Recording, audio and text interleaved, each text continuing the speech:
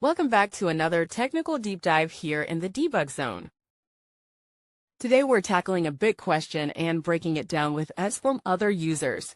Hopefully this clears up some misconceptions and helps you get the answer you need. So buckle up, stay a little curious, and let's jump right in.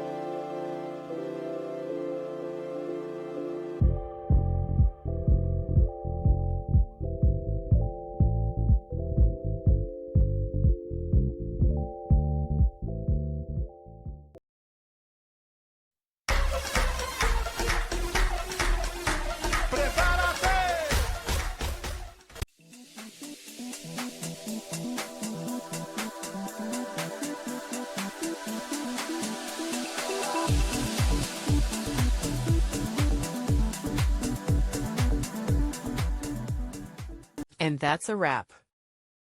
I hope you found the answer you were looking for. If you did, take a second to hit that subscribe button. It really helps out. And let me know in the comments which solution worked best for you. See you next time in the debug zone.